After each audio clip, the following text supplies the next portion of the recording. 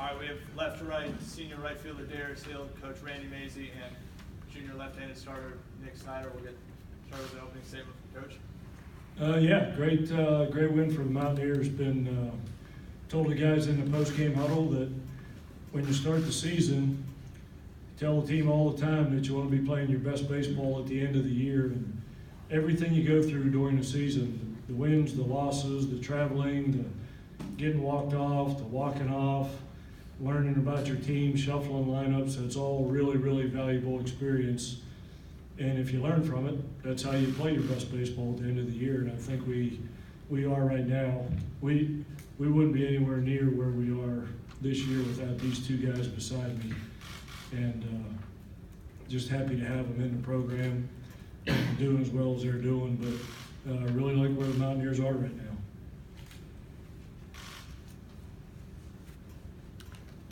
What are some of the little things in particular you're seeing that you like about the team right now? Well, starting pitching between Nick and Alec, I think they have 15 wins between the two of them now. You can't have a great season without at least one of your pitchers winning 8 to 10 games, and we have two of them doing it. And that's how you have a special season. And the thing about our team offensively that I like, I think Tyler Dones, with his last hit, cracked the 300 batting average mark, which is the first guy we've had at 300 probably in a month. And we got a bunch of guys between 250 and 300, which you wouldn't think is great, but man, we sure find ways to score runs late in games. And that's leadership and trust in your teammates. That's veteran experience, not getting caught up in batting average and just trying to win games. And that's really what we're doing. I really like the pieces of the puzzle right now. It seemed like it took us forever to figure out who was going to play where and where they're going to play in the lineup. But I really think as we sit here today, our best lineup is on the field, which is super encouraging. Coach, Nick has pitched great for you guys in midweeks, but I think he's only tossed against 2 Big 12 teams. How important of a role is he going to play for you guys in Oklahoma City next week? Yeah, when he started throwing so well in the middle of the year, I'm getting ready to tell you stuff that he doesn't even know we think about. But we thought about flipping him to a weekend starter. But as soon as you do that, you mess with about 2 or 3 different guys' routines and the number of days of rest. When you get this close to the end with the conference tournament starting on Wednesday, he's a creature of habit, and he's a routine-oriented. Keeping him in his routine is going to keep him pitching as well as he has. If we flip him to the weekend, now all of a sudden you got to flip somebody else to the midweek, and then it's just pretty much discombobulated at that point. So he's in a great rhythm right now. He's gonna pitch in the conference tournament next Wednesday. Really, no Big 12 team has seen him yet for any extended period of time. And he's not just winning the midweek games for us. He helps us win on the weekends when he doesn't pitch by winning the midweek games. Because we go into every weekend with a ton of confidence because he's won his midweek games. And I think now, I've said this before, and my numbers probably aren't right, but in our midweek games in the last 3 years, I think our record against Pitt, Penn State, Maryland, Virginia Tech, and Marshall is something crazy, like 25-2 at this point. So to have a guy like Nick pitching against those teams, that's really good for the future of West Virginia baseball to be so dominant in our region here the last couple of years. Nick, Coach talked about you being a creature of habit. How do you kind of stay in a starting mindset and routine while you're also kind of trying to, I'm sure, enjoy the experience of pitching in a major league ballpark? I think it's important to take things a day at a time.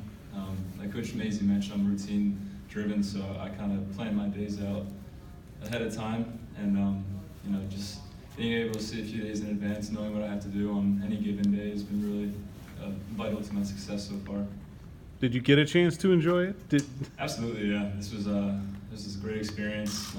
Really a dream come true pitching in a beautiful stadium like this. Nick, what was working for you tonight? Fastball slider. The early innings, I was kind of missing up a little bit. I think I was rushing towards the plate a little bit, but fourth inning on, I found my rhythm, and I was able to locate the ball down in the zone. My slider got sharper as the game went on, so that was really, really important in my success tonight. Darius, you had 2 doubles tonight. Gives you, according to what I saw, 73 for your career. You tied Jed Jorko for the school record. What kind of feeling is that to be able to be up there with a major league guy? That's pretty special. I mean, as you know, Jed's one of the best, or if not the best player in the history of this program. That's unbelievably mentioned in the same breath as him. I think it just speaks to having a sustained success throughout the 4 years I've been here. It's really cool to have my name on that record. Coach, with GW coming up here at the end of the week, I guess, how important are these last 3 games, to build some momentum going into the conference tournament? Yeah, I hate to really overstate the obvious on this one, but this weekend has just become the biggest weekend of the season for us. We're in a position where we think we have a chance to potentially host a regional, and if we get on the bus tonight and feel like the season's over and we've accomplished what we set out to do, any team on your schedule can sneak up and beat you. They're really offensive, and we got to do a good job. We can't start throwing parties and feeling good about ourselves just yet. We got a lot of work left to do this season. Your confidence level must be pretty high going into the tournament. You feel you can compete with almost anybody in the Big 12 at this point? Yeah, I think we have. I think since we joined the Big 12 7 years ago, a lot of people don't know this, but in the last 7 years, our record against Texas is 13-8. And for West Virginia baseball to be 13-8 against Texas is saying a lot about how far this program's come. When we joined the Big 12 7 years ago, as a university, the common theme was football's going to be fine and basketball's going to be fine. Poor baseball. What's going to happen to the Mountaineers in the Big 12? But I think we showed in the last 7 years, and we finished third in the Big 12 our first year in the league. And since then, we've had a lot of success, and I think it's a tribute to the culture we've established, the hard work that goes into it by so many different people, and the type of players that we bring in. We established the culture of this program from day one about how it was going to go. And then once you establish the culture, then you start bringing in players the caliber of these guys. Then that's how you win championships, and that's kind of what we're thinking at this point. Hey, Coach, you mentioned Doan's moving back above 300. What allows a player to make the progress that he has made in the last few weeks? Throughout the course of the season, I tell these guys before we play the first game, I'm pretty good at predicting the future. I can tell you right now some things I know for sure are going to happen. You're going to give up home runs if you're a pitcher. Umpires are going to make bad calls. If you're a hitter, you're going to strike out. If you're a defender, you're probably going to make an error. I can say that stuff with certainty. And the good players, when that happens, can handle it if you're prepared for it. If you're not prepared for it, all of a sudden an 0 for 15 slump can turn into 0 for 30 in a hurry.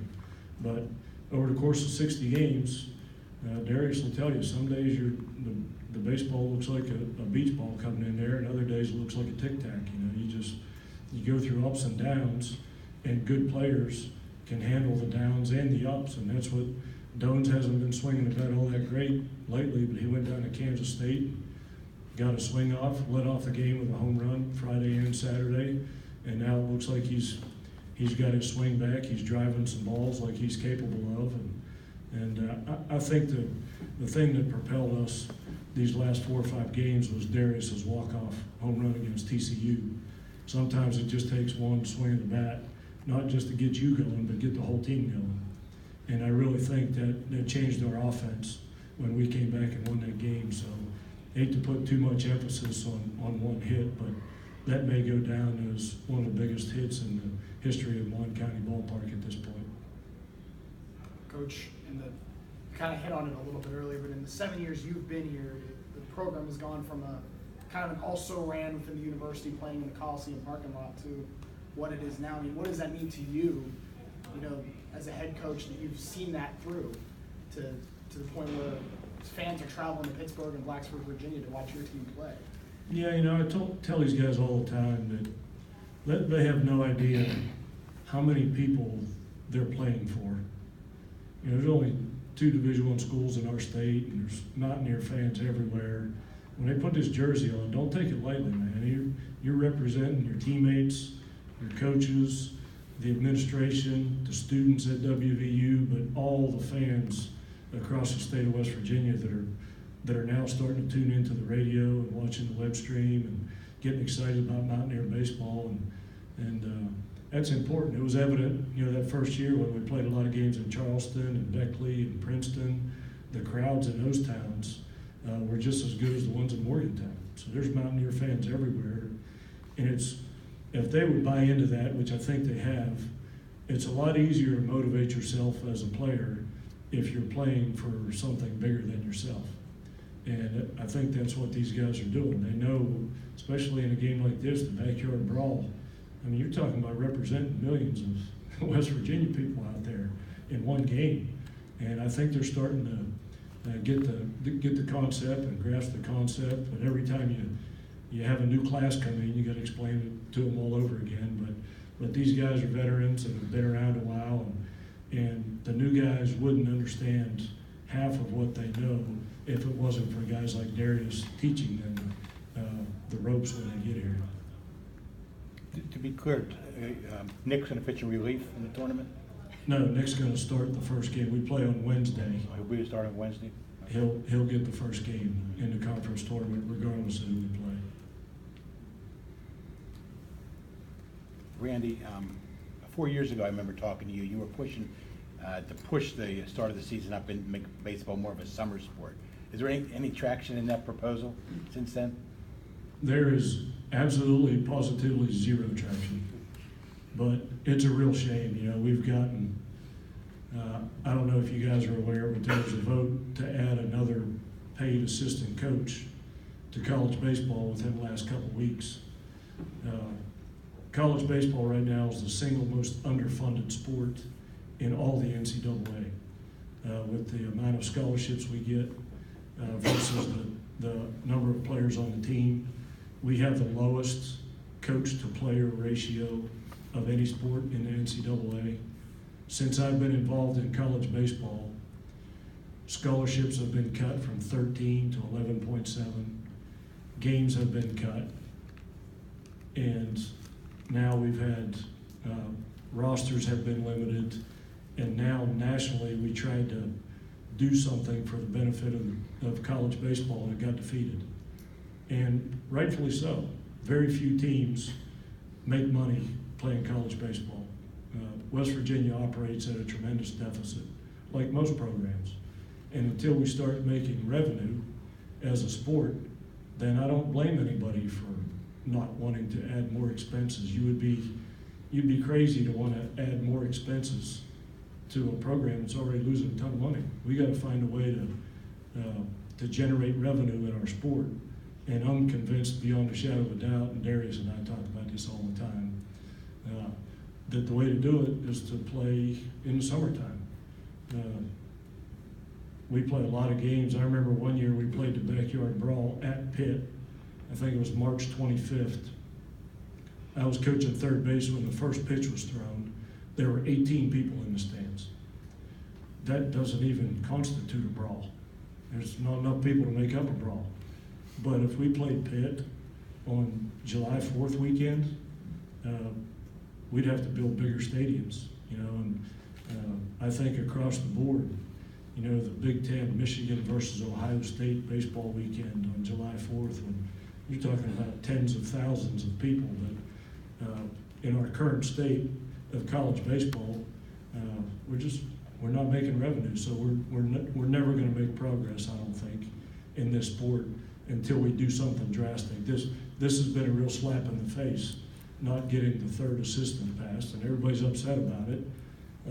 But we can't look at it objectively. If somebody looked at it objectively and financially to see how much money we're losing, why would you continue to invest money when there's no chance of getting a return on your investment. You know,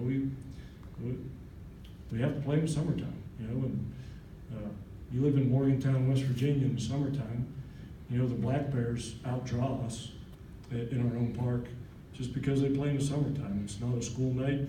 Kids come, it's a great atmosphere, but the majority of our games in February, March, and early April are in the 30s and 40s.